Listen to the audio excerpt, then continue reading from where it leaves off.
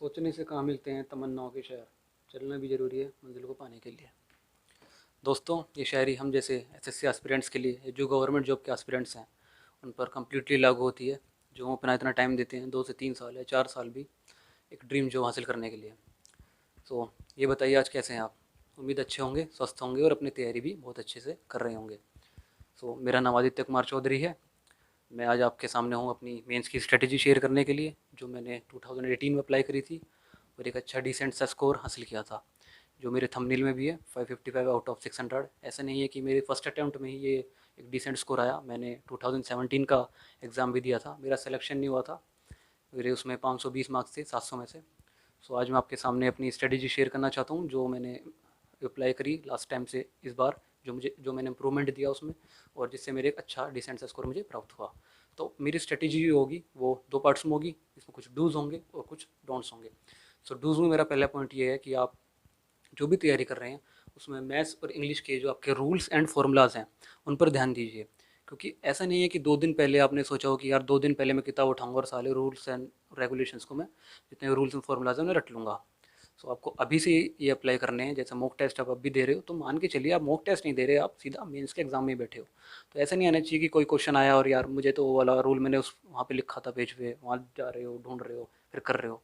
इससे डिस्टर्बेंस भी होगी और जो मोमेंटम होता है वो खत्म हो जाता है। सो दूसरा पॉइंट ये है कि previous year question paper most important है। और 2017 और 18 तो सबसे ज़्यादा, क्योंकि 17 और 18 में यार बहुत ज़्यादा वैरायटी थी।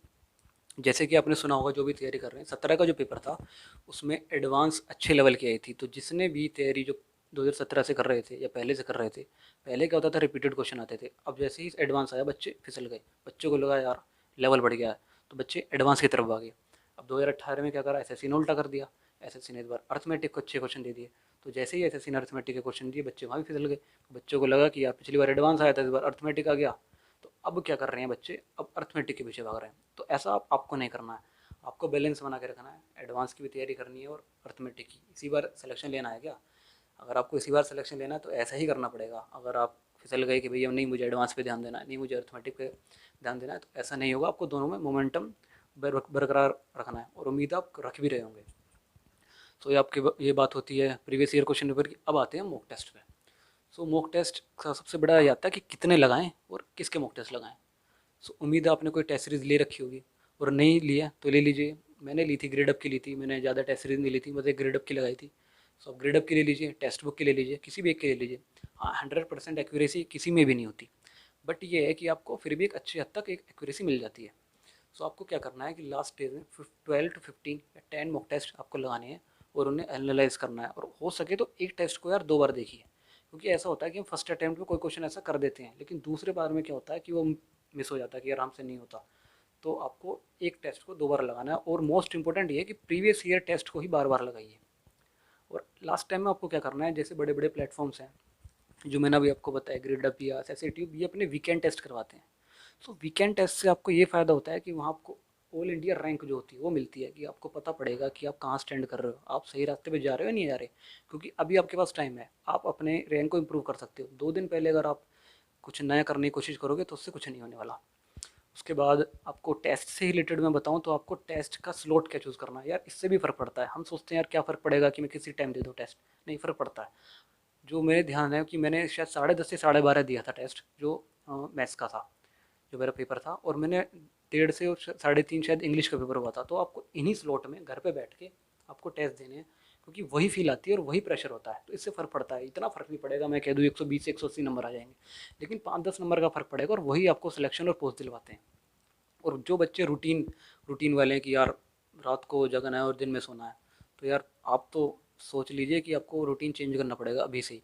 अगर आप सोच रहे हैं 2 दिन पहले भाई रात को सो जाऊंगा फिर दिन में पेपर दे दूंगा, तो वो रूटीन चेंज नहीं होता। दिमाग में कुछ ना कुछ घूमता ही रहता है, और आप रिलैक्स भी नहीं होते। जो आप एग्ज़ाम टाइम में जिस रिलैक्सेशन आपको चाहिए, एकदम फ्री माइंड होके जाना है ना, तो आपको क्या करना है, रात को ही सोना है और दिन में टेस्ट देने और रिवीजन वगैरह तो करना ही है। सो अब चौथा पॉइंट आपका आता है कि यार बच्चे आजकल क्या कर रहे हैं कि कुछ बच्चे ऐसे करते हैं, क्रैश कोर्स ले लेते हैं।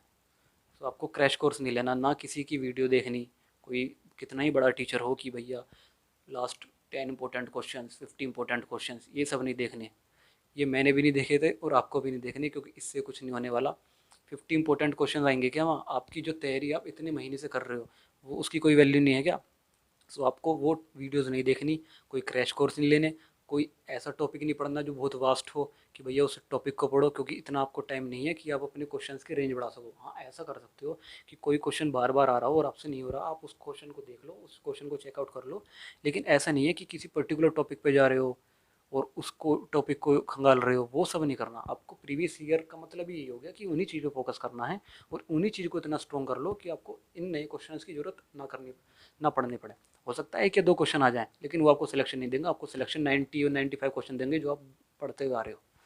और एक चीज़ और, जो आपने चैनल ज्वाइन कर रखे हैं, चाहे वो टेलीग्राम हो या कोई और सा हो, उन पे मत ध्यान दो यार। वहाँ पे क्वेश्चन बच्चे ऐसे ऐसे क्वेश्चन लाते हैं कि पता नहीं कैट का पेपर दे रहे हैं यार, तुम कैट का पेपर दे रहे हो या सीजीएल का पेपर दे रहे हो।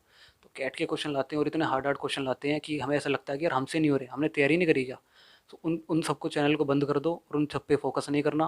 और ये वीडियोज़ नहीं देखनी कि भैया 10 सेकंड में तुक्का कैसे मारें, 10 सेकंड में सोल्यूशन कैसे करें। ये सब नहीं देखना। आपको समझदार हो, मुझे पता, आपको पता है कि 10 सेकंड में कोई क्वेश्चन नहीं होगा, 5 सेकंड 2 सेकंड में कोई क्वेश्चन नहीं होनेगा।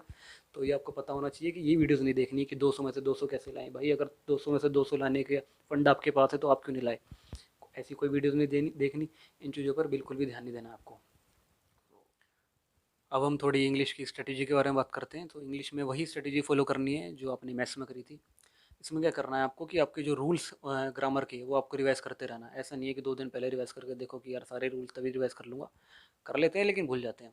सो आपको रूल्स अभी से रिवाइज करके रखना है। और जो आपको लाइफ टाइम में जो आपको पढ़ना है वो क्या है, वोकेबलरी पढ़नी है आपको। प्रीवियस ईयर जो भी वोकेबलरी है उसे पढ़ते रहना है। या फिर आपने कुछ वोकेबलरी ऐसी होगी जो अब तक टेस्ट देते आ रहे हो आप, वो जो आपने लिखी होगी, नोट डाउन करी होगी, कोई कॉपी बनाई होगी, तो उसमें वो जो वोकेबलरी आपने लिखनी है वो रिवाइज करते रहना है। ऐसा नहीं है कि अब आप कोई नया टेस्ट दो, उसमें से वोकैब आ रही है या कुछ नई चीज़ आ रही है, आप उसे नोट डाउन करो फिर पढ़ो। यार इतना टाइम नहीं है आपके पास। आपकी रेंज और डोमेन इतना हो चुका है, इतना आप लिख चुके हैं कि वो मोर देन एनफ है। इतना तगड़ा पेपर नहीं आएगा। आप कैट का एग्ज़ाम नहीं दे रहे हो, तो कोई दिक्कत नहीं है, कोई टेंशन मत लो। और वोकैब यही चीज़ वोकैब के साथ इंप्लीमेंट होती है, वन वर्ड के साथ, ईडियम्स के साथ और फ्रेजल वर्ब के साथ। सभी चीज़ों के साथ ये चीज़ यही आपका इंप्लीमेंट होगा कि आपको ये प्रीवियस ईयर के ही करने हैं, आपको कुछ नया नहीं करना।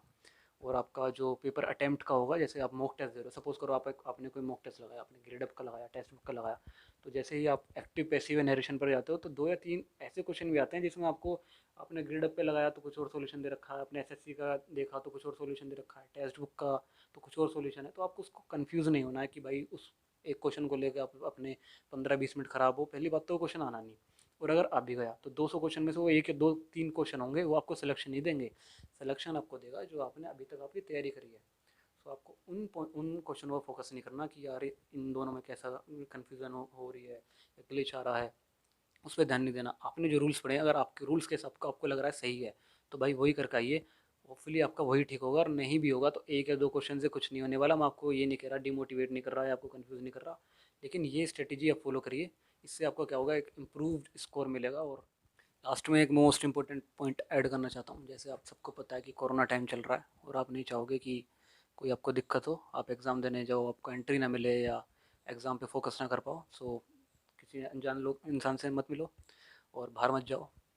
और आखिर में कहूँगा कि अगर कोई क्वेरी हो आपको या कोई डाउट हो तो आप कमेंट सेक्शन में बता सकते हैं, या फिर आप मुझे जीमेल आईडी पे भी पिंग कर सकते हैं जो मैंने डिस्क्रिप्शन बॉक्स में डाल दी है।